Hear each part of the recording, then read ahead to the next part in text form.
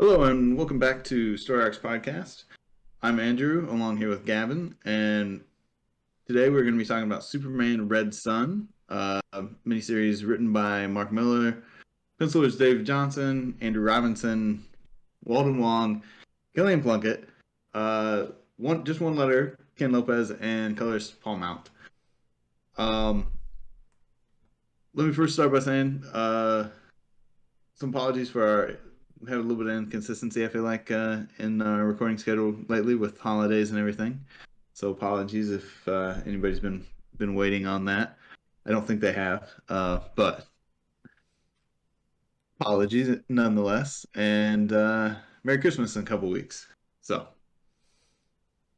first off, we'll just start with a brief summary of Red Sun. It is an Elseworlds title, and essentially Superman ends up landing in the Ukraine instead of Kansas, and becomes a part of the USSR and ends up narrating a full story that spans about 50 years of his successes and tribulations as he essentially goes from being a superhero to the leader of a full country and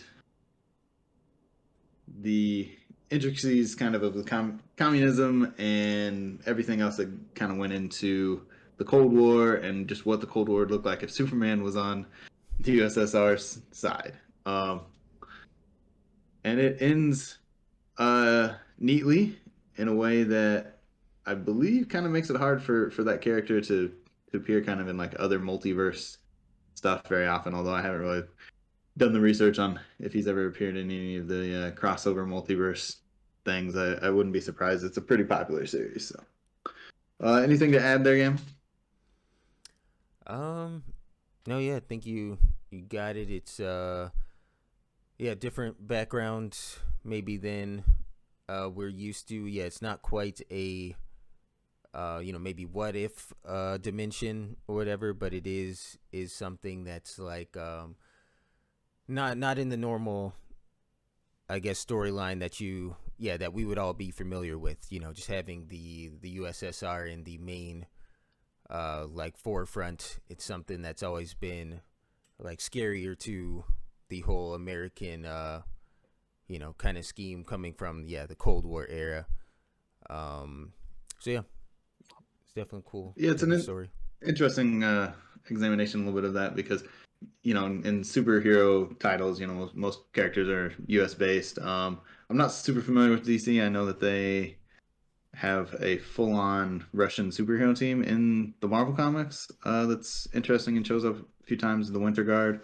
And of course, there's the recent movie with Black Widow where they spend a lot of time kind of examining the politics of the former Soviet Union and their superheroes in that movie recently.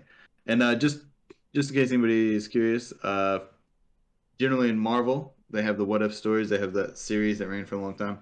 A lot of the DC uh, style stories are part of their Elseworlds imprint, which is a little bit different than the What If, as they're mostly self-contained stories that are usually more mini-series, but it's kind of it's varied over the years. Um, and yeah, so let's get into the details here. Overall likes and dislikes. For me, the thing that I always take away from Red Sun, I've read it a few different times. It's very detailed, it's self-contained, and it's worth a reread or two. There's things that I picked up in this probably my third or fourth time reading that I didn't pick up the first couple times. And there's not a lot to dislike in my opinion. I think it's a really solid story. But for me, I did feel that the female characters lacked a little bit.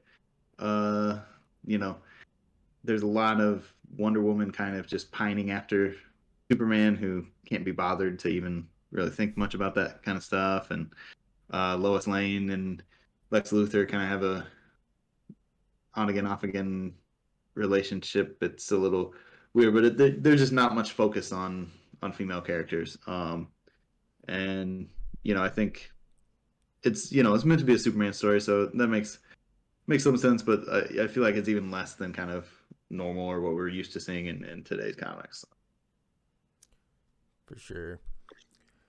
I guess I'll say, yeah, some of the things that I know I liked, somewhat like other stories. I guess you do have, well, yeah, Lex Luthor as a main, main character here.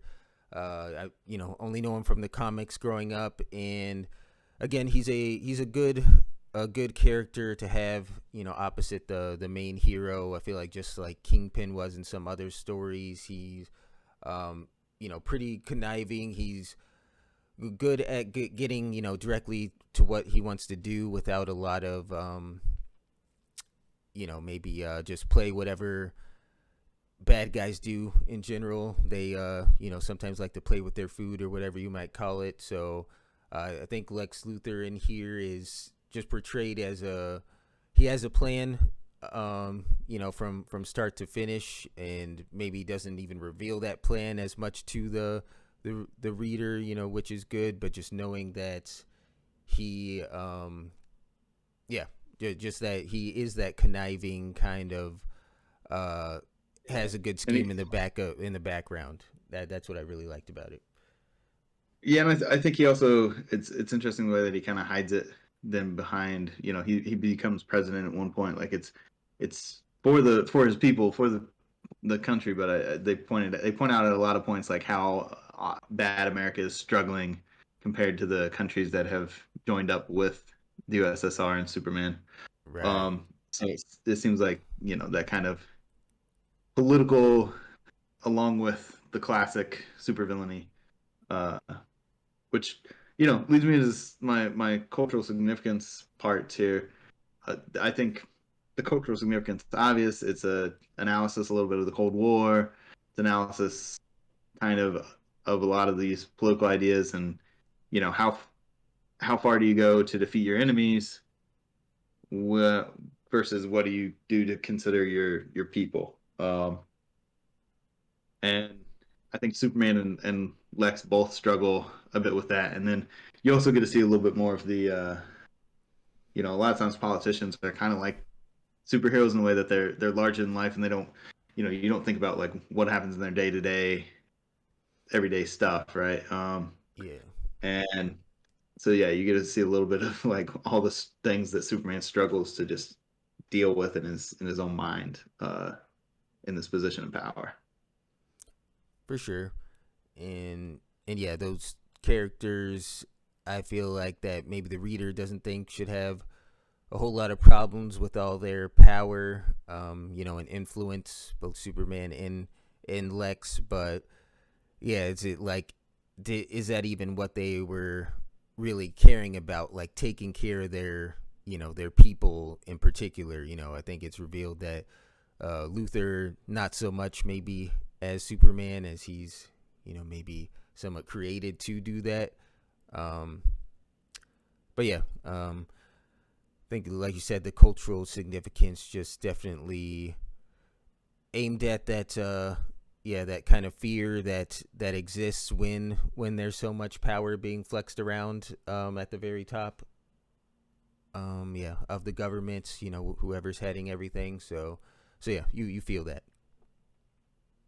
Yeah. Yeah, and then this also leads to the kind of through our lens section. There's an analysis of American politics in here.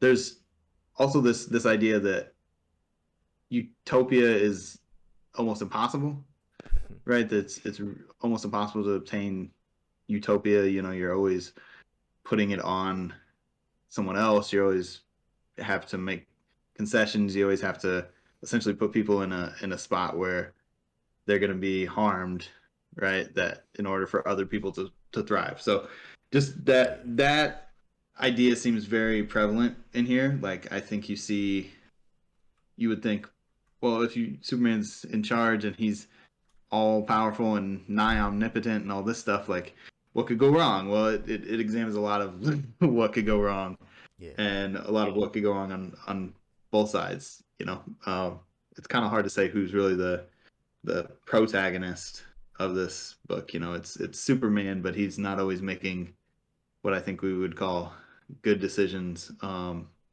And it's not always his fault. That's the thing. Like he's trying to do the right thing, but he's just not sure how to do all of the right things at once. Mm-hmm. Did you have anything different kind of in your lens? Anything that you viewed differently? Uh, Yeah, not that I can think of top of my head. I think we covered them. yeah, we talked a little bit about there's not a lot of analysis of women in here. I think there's not a lot of analysis of kind of any marginalized groups in this in this story. But again, it's a fairly short story. There's not a lot of time to analyze everything, but I think Yeah. they generally kind of talk about everything as a whole. And there's also the implication here too is that with Superman being in the USSR, it maybe causes some delays and some changes as to like superheroes from other places. So there's just not really superheroes that pop up in America in this story. And we could debate whether that makes perfect sense, but I think it works really well for the story. Again, it's a very good story. Um, Connections to classic lit and to other media. Again, it's Cold War. So if you're a big fan of kind of the dystopian novels, 1984, of course, plays in a key role here. This would be a good story for you. Honestly, I think this is a good story for most people. It's one that I think you can come in with a basic knowledge of Superman and be like, oh, well, this is a really interesting examination of what would happen. You don't need to know 30, 40, 50, 60, how 80 years of Superman chronology to understand what's going on here. Like, you just need to know Superman usually lands in Kansas. He's usually the American hero, right? That's pretty much a good place to start, and you Yeah. can understand what's going on here. Um, yeah, is there any other connections that you thought of, Gavin? Um. Yeah, I don't think so. Not. Yeah, connections to any literature through my lens. I think we had got through those. Well, good transition here to what the hell, for at least for my answer. So my what the hell moment was the Superman robots, which are kind of an interesting thing. Superman robots are a thing in regular comics, but they're not anywhere close to what these are. These are essentially lobotomized people with Brainiac type control devices on their heads. Um, and again, that very much connects directly to dystopian novels and 1984 type stuff, and in particular, um, Big Brother, all that. Like Superman is the epitome of Big Brother, especially then when Brainiac comes in and he's got all this extra technology and monitoring, and you know it's pretty much a utopian state for some and a dystopian state for anybody that doesn't agree with it. Um, and that's where most of these novels end up, right? So that was my what the hell moment, Gavin. I think you had a little bit different one, although we talked earlier about kind of just in depth more about how dumb those or how awful the Superman robots are. I guess not dumb, but just yeah, kind of Right. horrific. Uh, Not Yes. something you even were. I think you were ready for as a reader. Like yeah, Yeah. the Superman had crossed that line. For sure. And yeah, mine I guess went into the kind of Batman arc that came into the story. Um, because he is, of course, well, living in the Russia side of things, and kind of starting a bit of a rebellion, under this Superman rule, and basically in one of his kind of final battles with Superman, he's kind of goes martyr mode and explodes himself, but it's really not shown to do any kind of real damage to Superman. Like, I don't know if he was even trying to kill him or anything, but he also just has a kind of plot reveal as he's going out as to who had betrayed him, from his own government side. A character, Piotr, we'll talk about. That was a bigger part of this story, but yeah, I guess the whole martyr side just doesn't make him seem very powerful, because it doesn't really, have any kind of real impact. Um, Right. This is not the classic Batman. It's not super explored, as to how he goes. I don't think he's supposed to technically be like Bruce Wayne per se, but he's, martyred early on in his life by Piotr Roslov and um, Roslov. I think hopefully I said that right. My Russian is non-existent. So, yeah, and it's just, I think there's some impact to it, but it's like I feel like he makes most of his impact in that scene before he blows himself up. Like I don't know that he had another option at that point, but right. yeah, the if you're gonna blow yourself up, maybe you should have, yeah, used some kryptonite shrapnel or something. I don't know. Yeah. I don't know necessarily how he could have done better, but it was like almost beat him, and then yeah, it just went over the top Hmm. and didn't do anything at And all it was like, what's essentially. the point? Yeah. Yeah. Um. So I think, yeah, that brings us over to the awards now. So who is your best character, Gavin? All right. Best character, had to, of course, give it to our main bald man here, Lex Luthor. He is, again, just the guy getting stuff done. You know what I mean, and even start to finish in the story. I guess other characters, have their rises and their falls. But I guess his really has a, calculation to it, kind of all throughout, and it's you don't see it coming, I guess I'll say, with what he's plotting. So that just definitely makes him a better character for me overall, in this story, where there aren't a whole lot of memorable ones, or ones making great decisions. You know what I mean? So yeah, that was for me. I know you might have had some different reasons. Yeah, yeah. So Lex was my best character. And again, if you're not familiar with podcasts, we usually say best written or, you know, best that we liked. Yeah, it's a little bit open to interpretation. Generally best written though, and I think best written was definitely Lex. He's got some real complexities. Um, he is very smart. He's essentially the smartest man in the world when he's doing things on his own and doing things for other reasons. But then when anything comes up with Superman, he makes bad decisions, and he gets prideful in all of those instances, right up until really about the last thing that he does. So um, it's a really kind of an interesting character study. And then for me, I think worst character. Uh, it's important to kind of mention that Pyotr Roslov that we referred to earlier. He's not poorly written, but he's easily the most hateable. He seems to just kind of change sides for his own purposes all the time. Superman saves him from committing suicide early on in the book, and then he kind of hates Superman for that in a lot of ways. Um, KGB guy, and he and Lex collaborate at times and try to bring down Superman, and Brosloff really is just not helpful and to anybody in a very good way. Like he's just jealous and not very helpful. Kind of sucks. And I believe he is based somewhat off of a character in Superman comics, um, but not one that most people I think would pick up on there. So who's your worst character again?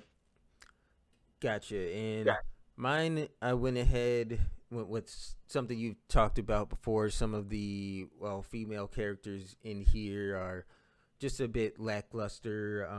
I'll bring up, Wonder Woman. There's no real, kind of love story going on. She's in there early, kind of, I think, before, or as Superman's kind of rising to power. But then kind of once he's, there in power, it's just seems like someone reaches out to them, kind of like, oh, we need to stop him. He's getting, maybe too strong, doesn't have the right objectives, and they're just like, yeah, okay, we'll help you stop him. There wasn't any loyalty, kind of there going back. There's no, reason for her to maybe be on his side or anything. So it just, yeah, again, felt like it was an afterthought maybe, and those characters just didn't have a lot of wherewithal of their own. Yeah, she just has this like crush, and he doesn't return it because he's so focused on being who he is, and then she just is like, well, yeah, he's too powerful now, and he wouldn't return my love. It's yeah, it's just not. Mark Mills are pretty solid author, but yeah, that's just not a real well written female character. I'll give little concessions of some of these characters are hard to flesh out in 3 issues, but yeah, it's feels like you could have uh done better there. And I'll get into more of that during the dumbest decision. So, what was your wow moment, Gavin?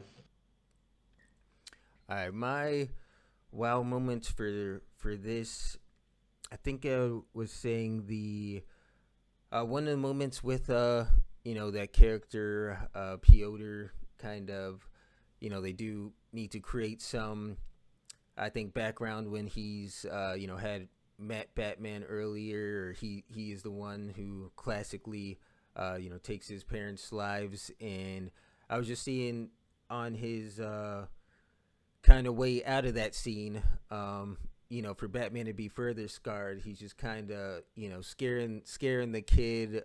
Gives him a little grazing shot over his shoulder, and it's just with so many stormtroopers or whatever in shows, like how can you be so sure you were just gonna scare the kid like that? It was a little, I guess, it's a maybe very classic for a comic or something. You know what I mean? I can have that bit of Yeah, but disbelief, but yeah, it's pretty intense to to go at a kid like that with a 9 millimeter, whatever he had, just to kind of scare him. yeah, it's just a little, probably one of the rougher moments of the comic. One of the it's a it's a comic that deals with a lot of issues, with a lot of complex issues, but it's yeah, that's probably the one that's like oof. And of course Batman's origin stories are always Right. yeah, awful. It's But crazy dark. that's worse than like his usual one. It's not. I mean, being gunned down just for political reasons seems worse, I think, in my mind than robbery. But Right. I don't know. That's probably an argument we could have for a long time. Um, for me, my wow moment, and this is stuck with me since the first time I read the comic, is the way that they kind of wrap everything up at the end. Um, because as you'll see, it wraps it up in a way, like I mentioned earlier, that it just there's no continuation necessarily of the story that you can get into because it ends up becoming essentially a time loop, um, which is really interesting. The way they do that, and it's not something that is kind of like teased as you get into it. It kind of comes up, and you're like, wow, that was really interesting. Um, and I won't go into all the details of it, but we don't want to we try to skirt the line of spoilers here on Story Arcs podcast because we do want you guys to go out and read these, especially non-comics readers, and we want you to be interested in what goes on. And for me, when it comes to a little bit of an aside here, when it comes to spoilers in comics, I don't mind them as much because I like to see the artistry and the authorship and how they get there. So we'll try to keep it, yeah, kind of in this middle ground of some spoilers, but not everything. I dig it. um, yeah, and dumbest decision. So dumbest decision for me, you got that Lois and Wonder Woman. Again, we talked a little bit about this. They keep sticking around with these guys, and these guys don't really care. Um, I think Lois and Lex Luthor are in like a sham marriage, kind of, for a lot of it, and it's just like, why are you still just letting these guys do all this and just be these idiots and not really, they don't really do anything about it, but they hang out essentially, like they still stick around, and Wonder Woman eventually does do something, but it's a little too late. And again, the motivations at that point are kind of like you're just kind of mad at him, just in some ways. So, did you have a dumbest decision, Gavin? Yeah, mine I had to do with the wrap up of the story as well.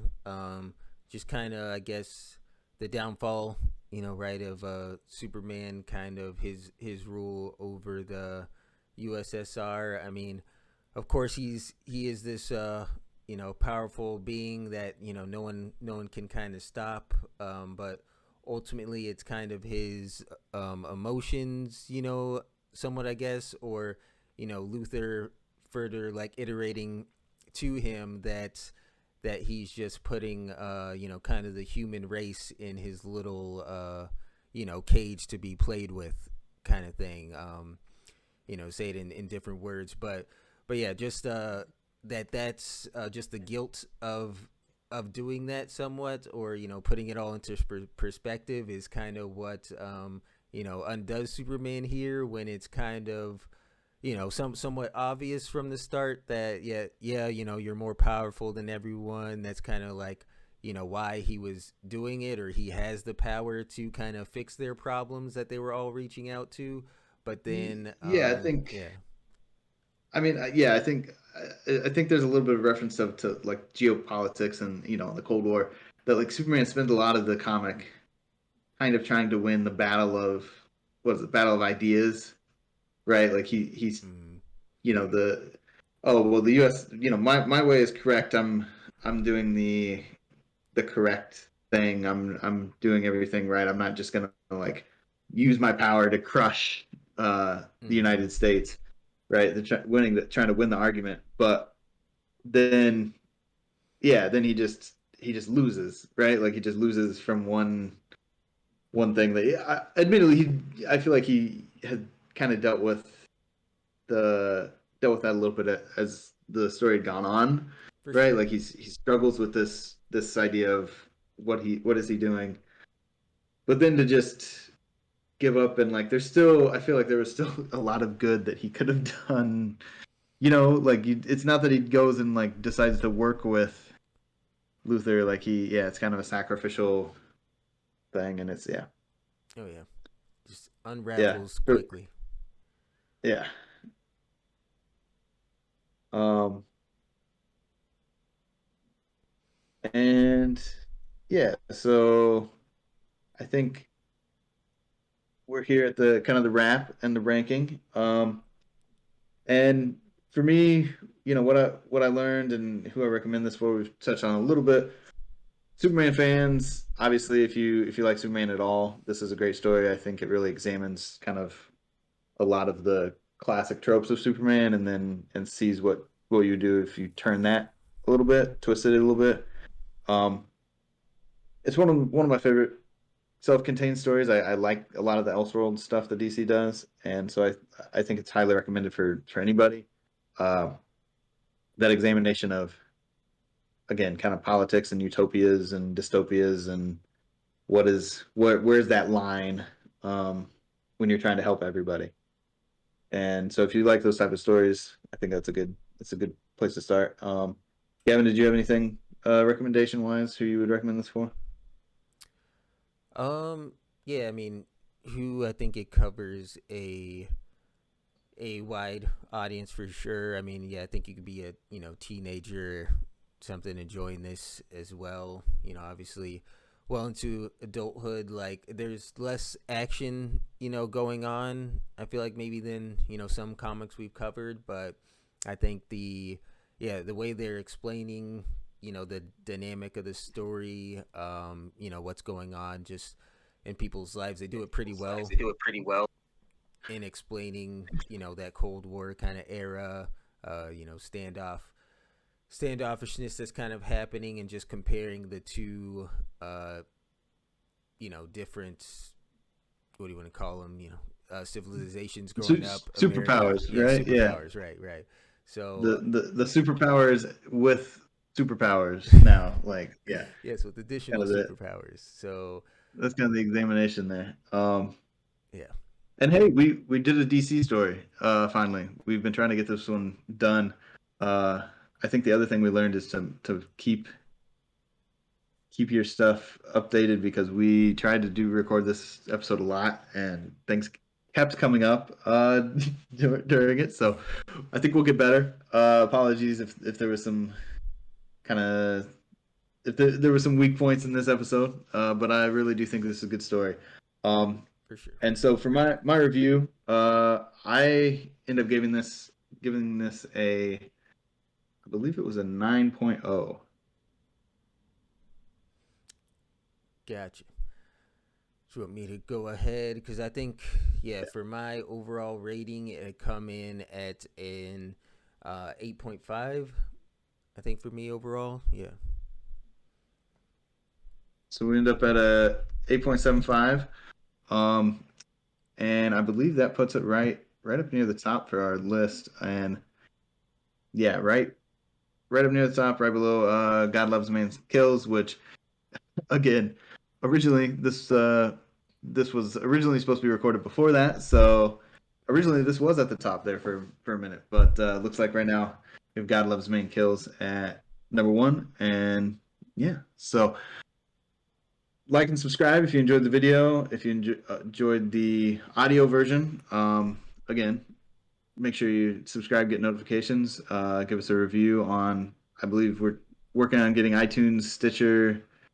I'm not sure all the lists at this point Right. for the audio version, and we will be back next time. And I think we may either cover Spider Verse or another DC story. We're still a little bit in between with the way the holidays are going. Who knows when we'll get that one in done. But see you next time, and thank you so much. Yep. Thanks for watching.